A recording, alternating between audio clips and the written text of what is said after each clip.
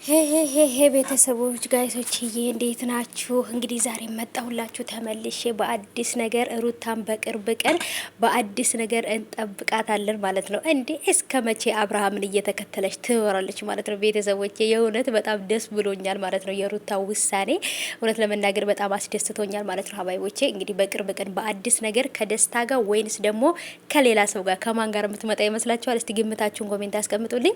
የመዳም ቅመም ነኝ እንግዲህ ያው እንደምታዩ ስራዬን እየሰራው በጧቱ ተነስቼ ምናምን ፊቴ ራሱ በነገራችን ላይ በቃ ገና ፈካ አላልኩም። ምክንያቱም ሻይ አልጠጣውማ ገና ተነስቼ ቃ እያጣጠብኩ ምናምን ነበር ትዝ ሲለኝ ቪዲዮ የቀረስኩላችሁ። ሰላም ሰላም ውዶች እንዴት ናችሁ? ደህና ናችሁልኝ ወይ? ከኔ ጋር ሁሉ ሰላም ነው። ሰላማችሁ ብዝት ትርፍ ይበል ባላችሁበት ውድ ቤተሰቦች እንዴት ናችሁ? ይሄን ቪዲዮ ከወደዳችሁት ቪዲዮ ላይክ በማድረግ ከኔ ጋር አብራችሁ ሁኑ ማለት ነው።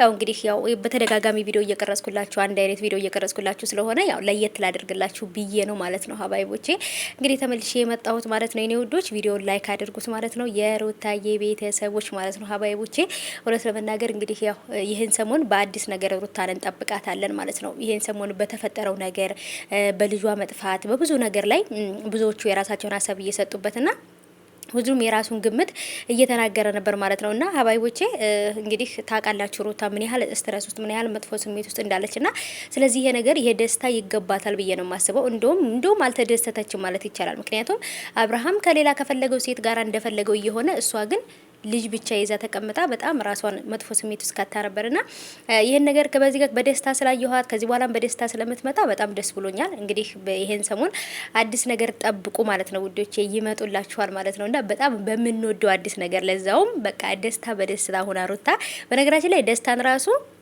እንደ ስሙ ደስታ ነው። በቃ እውነት ለሩታ ደስታ የሚጨነቅ የሷ ስሜት የሚያስጨንቀው የሷ መከፋት ማዘን የሚያስጨንቀው ልጅ ነውና እኔ ሩታ ለምን አብርሃምን ረስታ ከደስታ ጋር አብራ እንደማትሆን ነው ግራ የገባኝ። በእርግጥ ከአብርሃም በኋላ ወንድ ልታምን ትቸገራለች። ገባችሁ? የልጅነት ፍቅረኛዋ ባሏ ነው ምናምን ያው እንደነገርኳቸው አልተጣሉም። ታውቃላችሁ እናንተም ያው እንግዲህ አላ እኛም የምናጋባቸው እና እኛም በግድ እናጣላቸው ብለን ነውና ያው ብር ነው ብር እየሰሩ ነው እናውቃለን። ግን ቢሆንም ማለት ነው ውዶቼ እውነት ትክክለኛ አሁን ትዳር እንደነሱ ከሆነ በላይ ሴት እየያዘ ወንድ ባሌ ምናምን ቤት እያመጣ ሚዲያ ላይ ምናምን እንደዚህ ከሴት ጋር እያየሁት እኔ ከሱ ጋር ካልታረኩኝ ብዬ አልታገልም። በነገራችን ላይ ከሱ ጋር አብሬ ካልሆንኩ ብዬ ምንም አልታገልም። ምክንያቱም ያ ወንድ እኔ ጋር መጥቶ ራሱ ባል አይሆነኝም፣ ለልጆችም አባት መሆን አይችልም። እና አባት መምረጥ ደግሞ የእናት ኃላፊነት ነው ታውቃላችሁ። እና ለልጆቻችን ምርጥ አባት ለኛም ደግሞ ትክክለኛ ባል መምረጥ የኛ ኃላፊነት ነው ብዬ አስባለሁና ብቻ ግን አልሙሂም ትላላችሁ።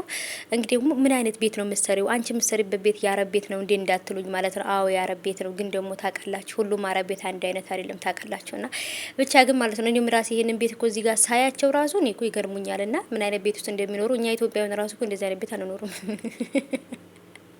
ለማንኛውም ማለት ነው ወደ ገደለው ስገባላችሁ ውዶቼ፣ እስኪ እናንተ ምን ትላላችሁ? ደስታና ሩታ አንድ ላይ ቢሆኑ ምን ይሰማችኋል? በቅርብ ቀን አዲስ ነገር አለ።